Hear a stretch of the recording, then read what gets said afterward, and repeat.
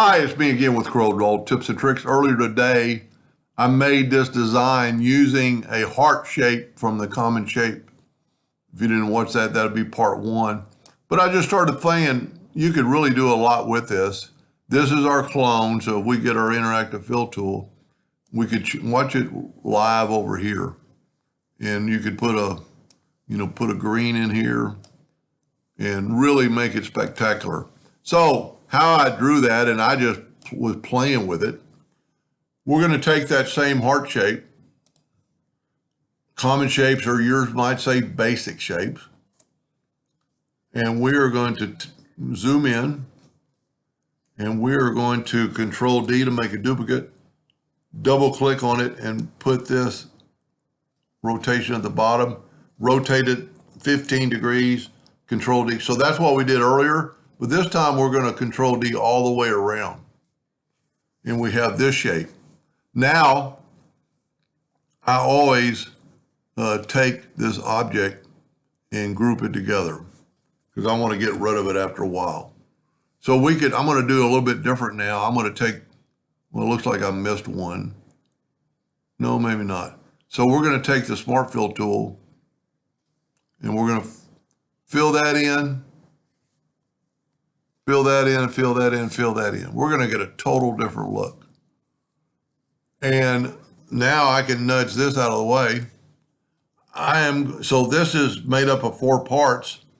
I'm not going to group it like I did in the previous video. I'm going to go and I'm going to clone it. Now, I'm going to move one of them out of the way. And I'm going to click on just one of them. And this is our clone curve. So this is our control curve. So we're going to move it out of the way. We actually have to group these together, and you can see the lines. Control G to group, Control D to duplicate, double click on the rotation and put it there. Now, I don't know what degree I'm going to have to turn it. You know, if you made it 15, it would still look pretty good. And then Control D, making it 30, and go all the way around. This might really come out pretty cool. So now you have these individual parts. And we can make that one red. You know, at the same time, I'm a little bit off. I must have jiggled something. I'm a little bit, well, see, it started. Corel does that every once in a while. Let me just take the pick tool and just delete these.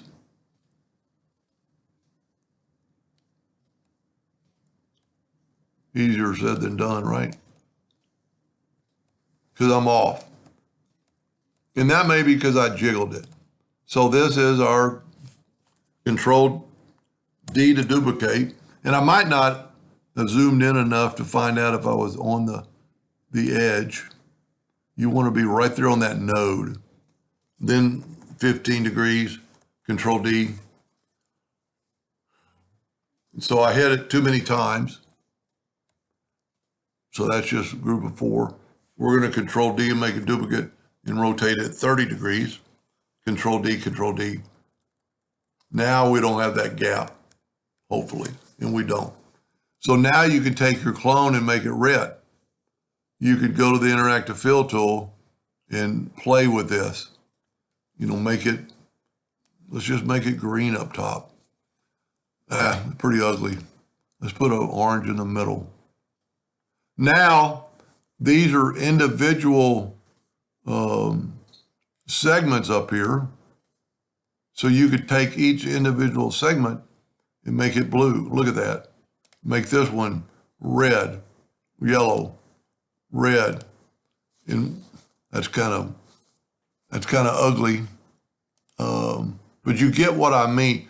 I could have done any configuration of that like I did in the first one, where I just went outside with a flower. So I rotated it 30 degrees. But the clone tool is pretty cool. I don't ever get to use it in real life for work because I'm just a laser engraver.